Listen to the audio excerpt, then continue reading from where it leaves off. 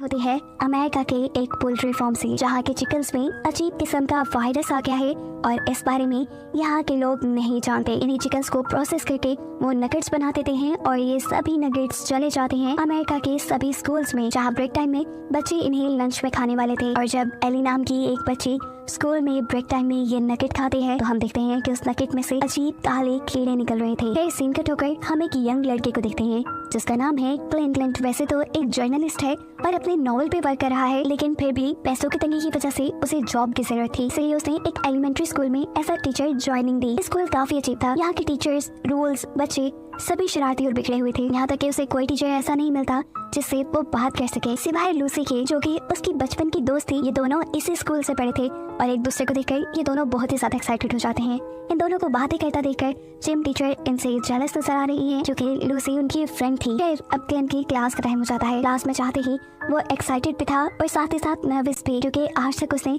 कभी बच्चों को नहीं पढ़ाया था। मजे की बात तो ये थी कि क्लिंट को वही क्लास मिली थी जिसमें एली भी पढ़ती थी, जिसने वो इन्फेक्टेड चिकन खा लिया था। देखते देखते उसकी हालत खराब हो जाती है, उसकी पूरी बॉडी पे रैशेस हो जाते हैं, मुंह लाल हो जाता है, बॉडी ढीली पड़ने लगती है और उसको देखकर सभी बच्चे उसे बुली करने लग जाते हैं, क्योंकि अभी बच्चों को उसकी हालत के बारे में नहीं पता था। एक बच्चा जैसे ही पीछे से उसकी पोनी खींचता है तो पोनी के साथ साथ उसके सर की स्किन भी उसके हाथ में आ गई, जिसे देखते ही वो डर गया। इससे पहले कि ये बच्चा पीछे मुड़कर किसी को कुछ बता पाता, एली उठकर इस बच्चे के ऊपर बुरी तरह हमला कर देती है और उसके मुंह पे काट कर यहाँ से बाहर भाग जाती है। क्लिंट बहुत मुश्किल से उनकी लड़ाई रुकवाता है और एली ने जिस बच्चे को बाइट किया था उस बच्चे को लेकर मेडिकल रूम में आता है। उसे एली का बिहेवियर इतना अजीब लगा था कि उसने उसके बारे में आकर लूसी को बताया। अभी ये लोग बातें कर रहे थे कि हम दोबारा एली को देखते हैं, जो गुस्से में अजीब तरीके से बेंच पे बैठी थी। उसका क्लास फेल होकर जब अपने फ्रेंड को मारने के लिए उसके ऊपर गुस्सा होता है तो एली उसके ऊपर भी हमला कर देती है। उसकी बॉडी से भी खून निकलने लग जाता है, जिसका मतलब एली ने उसे भी इन्फेक्टेड कर दिया। ये बच्चा भी एली की तरह अजीब होने लगा। उसे भी आगे बढ़कर यहाँ खेलने वाले बच्चों पे हमला करना शुरू किया और देखते ही देखते यहाँ ग्राउंड के सभी बच्चे इन्फेक्टेड हो गए। इन बच्चों के इन्फेक्टेड होने की वजह से बहुत तेजी से इनके बिहेवियर में चेंजेस आ रहे थे। सब गुस्से में एक दूसरे को काट खाने को दौड़ रहे थे और जब टीचर ये चीज नोटिस करते हैं तो वो बच्चों की लड़ाई को रुकवाने के लिए बाहर की तरफ आते हैं, लेकिन ये ज़ॉम्बी बने बच्चे टीचर्स पे ही हमला कर चुके हैं। वो बुरी तरह टीचर के बॉडी पार्ट्स उतार कर उन्हें खाना शुरू कर चुके थे। साफ मतलब था कि ये बच्चे पूरी तरह ज़ॉम्बी बन गए हैं। ग्राउंड में जिम टीचर फुटबॉल खेलने में ऐसे मगन थे कि उन्हें पता ही नहीं चला कि पीछे क्या हो रहा है, कितनी बड़ी लड़ाई चल रही है। यहाँ अपनी कार में बैठा हुआ गार्ड जब इन बच्चों के मुंह पे लगा हुआ खून देखता है तो प्रिंसिपल ऑफिस में इन्फॉर्म कर देता है। प्रिंसिपल जब यहाँ बच्चों को कंट्रोल करने के लिए आते हैं तो ये बच्चे प्रिंसिपल पर भी हमला करके उन्हें चीर फाड़ कर खा गए। ये सब तो स्टाफ रूम में अब टीचर्स ने भी नोटिस कर लिया था। प्रिंसिपल को खाने के बाद इन बच्चों को तो जैसे इंसानों को खाने की लत लग गई। सभी बच्चे मिलकर जोर जोर से विंडो नॉक करने लगे ताकि ये लोग बाकी टीचर्स पर भी हमला करके उन्हें खा सकें। सभी डरे हुए थे, इसीलिए ये लोग इमरजेंसी अलार्म बजा देते हैं। इमरजेंसी अलार्म को सुनते ही जिम टीचर भी होश में आए। उन्होंने देखा कि सभी बच्चे बहुत ही ज्यादा अजीब हैं और उनके ऊपर हमला करने के लिए आगे बढ़ रहे हैं। वो इन ज़ॉम्बी बने हुए बच्चों से बात करने की कोशिश करते हैं, लेकिन ये तो सुनने के मूड में ही नहीं, क्योंकि ये अब इंसान थोड़ी ना रहे। बहुत ही मुश्किल से जिम टीचर इनसे बचते हुए अपने स्टाफ रूम तक पहुंचते हैं। एक टीचर यहाँ पुलिस को कॉल करने की भी कोशिश करते हैं, लेकिन वो नहीं जानते थे कि ज़ॉम्बी बना एक बच्चा प्रिंसिपल ऑफिस में घुस चुका है और उसने वहाँ की सारी फोन लाइन काट दी। लेकिन लकीली पुलिस को फिर भी उनकी कॉल के बारे में पता चल चुका था। अब पुलिस यहाँ पहुँचती है, जिसे देखकर इन सबको कुछ उम्मीद बंदी। जैसे ही उसने स्कूल की कंडीशन का अंदाजा लगाने के लिए अपने हाथ फेंस के बाहर किए तो इन ज़ॉम्बी बने बच्चों ने उसकी उंगलियां ही काट खाई। करके वो भी यहाँ से भाग गया, लेकिन जान उसकी भी नहीं बच पाई, क्योंकि एक ज़ॉम्बी बना बच्चा किसी तरह उसकी कार में बैठ चुका था और उसने कार में बैठे हुए इस पुलिस वाले को काट खाया। ये सारी चीजें देखकर अब जिम टीचर पैनिक हो चुके थे। वो कहते हैं हमें यहाँ अपनी मौत का तमाशा नहीं देखना चाहिए, कुछ करना चाहिए। लूसी उन्हें रोकने की तो कोशिश करती है, पर वो बिना किसी की बात सुने यहाँ स्टाफ रूम का दरवाजा खोल देते हैं, जहाँ एक ज़ॉम्बी बना हुआ बच्चा उनके ऊपर हमला कर देता है।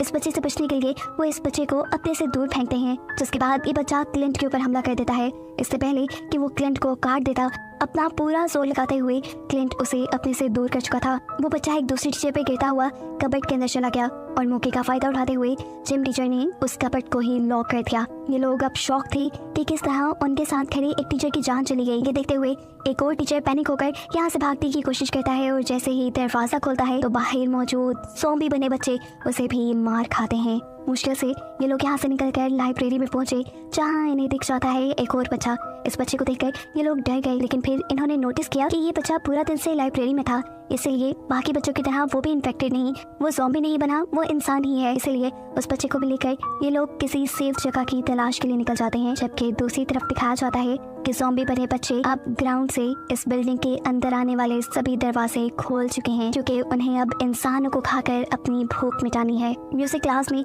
छुपे हुए ये सारे टीचर्स यहाँ से निकलने की प्लानिंग कर रहे थे। जिम टीचर्स सजेस्ट करते हैं कि उन्हें यहाँ के सभी इंस्ट्रूमेंट उठा लेने चाहिए, जिसकी मदद से ये लोग इन ज़ॉम्बी बने बच्चों से अपना डिफेंस करते हुए अपनी कार्स तक पहुंचे और यहाँ से बचकर निकल जाएं। पर क्लिंट को ये आइडिया ठीक नहीं लग रहा था। क्लिंट को लगता था कि इसमें बहुत से लोगों की जान खतरे में पड़ जाएगी, सभी लोग अपना डिफेंस अच्छे से नहीं कर पाएंगे। बेहतर यही होगा कि ये लोग प्रिंसिपल रूम में जाएं और अपने अपने फोन्स लेकर किसी को मदद के लिए यहाँ बुलाएं। ये दोनों जब अपने अपने आइडियाज पर बहस कर रहे होते हैं, दूसरी तरफ दिखाया जाता है कि प्रिंसिपल ऑफिस में ज़ॉम्बी बने बच्चों ने इनके मोबाइल्स भी तोड़ दिए। इस बात से अनजान लूसी इन सबको कहती है, मेरी बात सुनो, हमें बच्चों के पेरेंट्स के आने का वेट करना चाहिए। जब वो लोग यहाँ आएंगे तब हम उन लोगों से मदद मांगकर अपनी जान बचा पाएंगे। लूसी का यह आइडिया सबको पसंद आया। यहाँ गार्ड जिसने अपने आप को वैन के अंदर बंद कर लिया था, उसके रेडियो में न्यूज से हमें पता चलता है कि सिर्फ इसी स्कूल में नहीं बल्कि अमेरिका के सभी एलिमेंट्री स्कूल्स के बच्चे यानी छोटे बच्चे ज़ॉम्बीज़ में बदल गए हैं। और ऐसा हुआ है बीमार चिकन्स के नगेट्स खाने की वजह से। म्यूजिक क्लास में सभी टीचर परेशान छुट्टी होने का वेट कर रहे थे, जबकि बाहर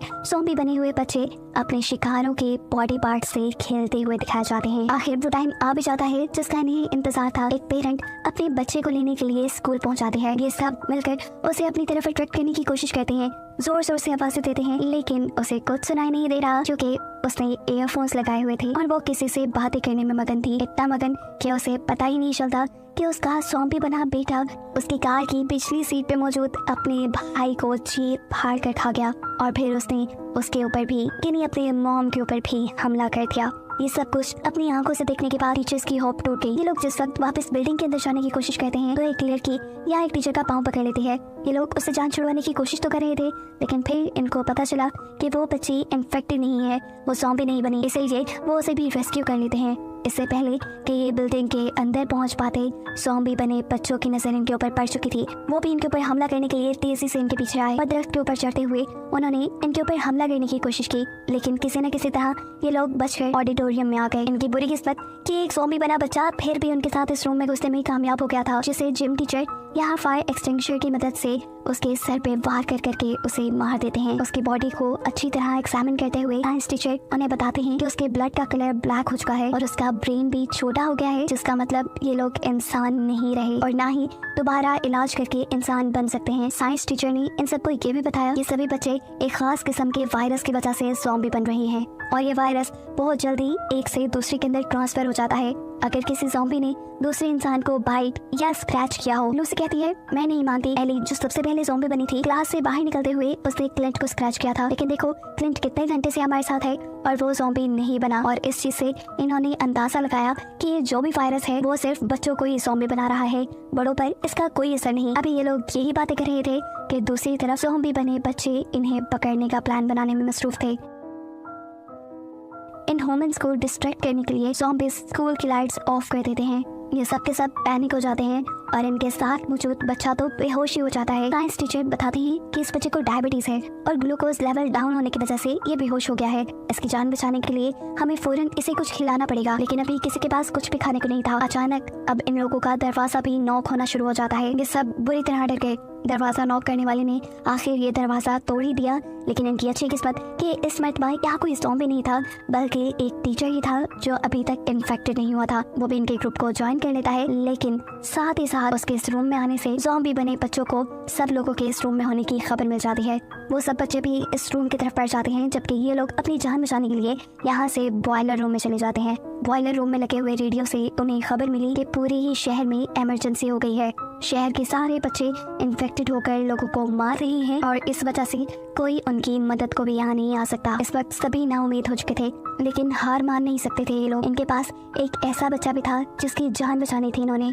फिर इन सबको आइडिया देता है कि वो वेंटिलेशन से होता हुआ कैंटीन में जाएगा और इस बच्चे के लिए कुछ खाने को लेकर आएगा। यहाँ लूसी उसका साथ देती है और ये दोनों वेंटिलेशन से होते हुए कैंटीन की तरफ बढ़ने लग जाते हैं। कैंटीन में उतरकर क्लिंट वेंडिंग मशीन से एक बिस्किट निकालने की कोशिश करता है और जब वो ऐसा कर रहा था तो वेंडिंग मशीन का शोर सभी ज़ॉम्बीज को उनकी तरफ अट्रैक्ट कर लेता है। इसी वेंटिलेशन डक्ट से होते हुए लूसी भी प्रिंसिपल ऑफिस तक पहुंच चुकी थी। वो आज चुपके से एक सही सा फोन उठाना चाहती थी, लेकिन अफसोस कि सभी फोन टूटे हुए थे। उसके भी यहाँ शोर करने की वजह से एक ज़ॉम्बी बना हुआ बच्चा उसे भी देख लेता है। वो बच्चे भी इनको पकड़ने के लिए इनके पीछे इसी वेंटिलेशन डक्ट के अंदर आ जाते हैं, जिनसे बचने के लिए ये जितना तेज हो सकता था उतना तेज क्रॉल करते हुए आगे बढ़े थे। क्लिंट वेंडिंग मशीन से निकाला हुआ बिस्किट बॉयलर रूम तक फेंक देता है ताकि ये बिस्किट उस बच्चे को खिलाकर उसकी जान बचाई जा सके। जिसके बाद वो इन ज़ॉम्बी बने बच्चों को डिस्ट्रैक्ट करने के लिए इन्हीं वेंटिलेशन पाइप से दूसरे रूम में आ जाते हैं और वेंटिलेशन को बहुत से फर्नीचर के जरिए बंद कर देते हैं। इस टाइम लूसी और क्लिंट के साथ साथ बॉयलर रूम में मौजूद सभी टीचर्स भी बुरी तरह घबराए हुए थे,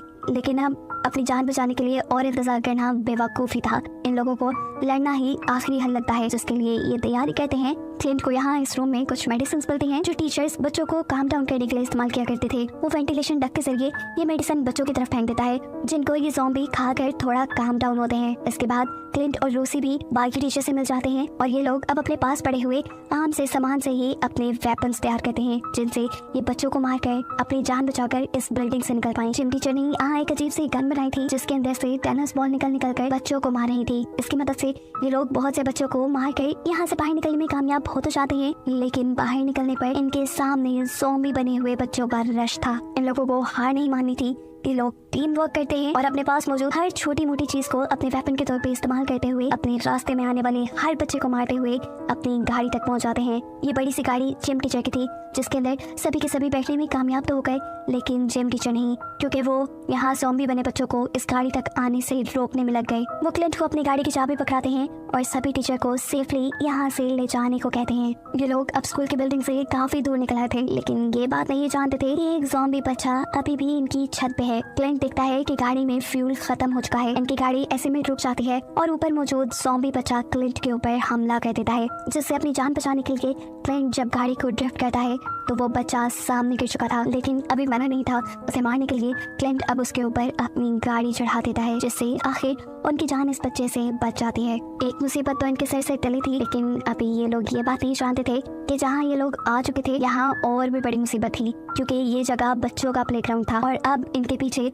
बहुत से ज़ॉम्बी बने बच्चे थे, जिनसे बचने के लिए ये लोग अंदर एक बिल्डिंग में चले जाते हैं। इनकी बदकिस्मती कि ये एक इंडोर प्लेग्राउंड था जहाँ ज़ॉम्बी बने बच्चे इन्हीं के तो आने का और अपनी भूख मिटाने का इंतजार कर रहे थे। अब तो इन्हें लगा कि ये लोग मार ही जाएंगे, लेकिन तभी वो देखते हैं कि अचानक कुछ ज़ॉम्बी बने बच्चे नीचे गिर पड़े। असल में किसी ने उन्हें शूट करके मारा था और ये कोई और नहीं बल्कि थे जिम टीचर, जो स्कूल को ज़ॉम्बी बने बच्चों समेत आग लगाकर एक दूसरी टीचर के साथ यहाँ तक पहुँच गए थे। उनको देखकर इन सब टीचर्स को भी हौसला मिलता है और ये लोग अपनी जान बचाने के लिए एक और मर्तबा टीम वर्क करते हैं। सभी ज़ॉम्बी बने बच्चों को उन्हीं की बहुत सी खाट के अंदर बंद करते हुए ये सभी इस बिल्डिंग से बाहर निकलने में कामयाब हो जाते हैं, जिसके बाद जिम टीचर इस बिल्डिंग को भी ज़ॉम्बी बच्चों के साथ आग लगा चुके थे और ये सब सेफली अपनी गाड़ी में भी बैठ चुके थे। इन सब की जान बच चुकी थी और अब इन लोगों को ये बात भी मालूम हो गई थी कि जब तक ये साथ हैं इन्हें कोई खतरा नहीं और इन्हीं को दिखाते हुए ये कहानी यहाँ खत्म हो जाती है।